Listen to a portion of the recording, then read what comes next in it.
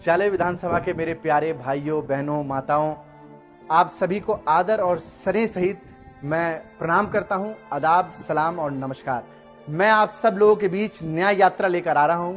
यह यात्रा सिर्फ एक राजनीतिक सफर नहीं है, बल्कि यह यात्रा आपके अधिकारों और आपके न्याय की आवाज है।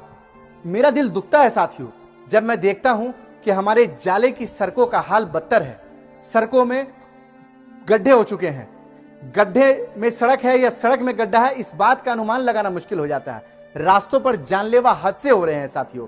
स्वास्थ्य व्यवस्था दम तोड़ रही है। इलाज के नाम पर गरीबों को दर दर भटकना पड़ता है और प्राइवेट अस्पताल में जाकर लाखों रुपए अपनी भूमि को बेच कर देना पड़ता है।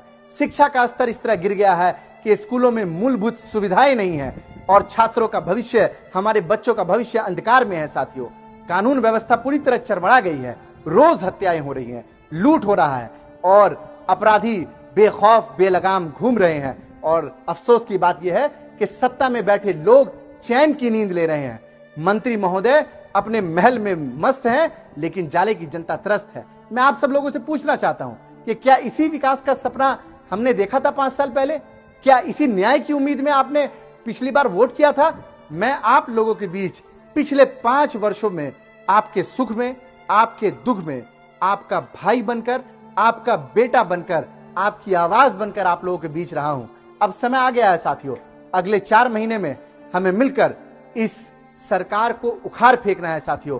हमें अपने अधिकार के लिए जमकर एकजुट होकर साथ लड़ना होगा और यकीन मानिए कि एकजुटता के साथ अगर हम लड़ेंगे तो इस लड़ाई को हम लोग जीतेंगे।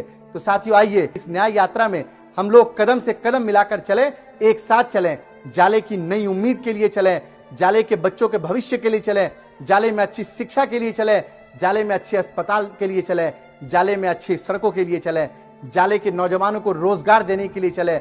आइए हम तमाम लोग जाले को उसका हक दिलाने के लिए लड़ें। जय हिंद, जय जाले, जय मिथिला।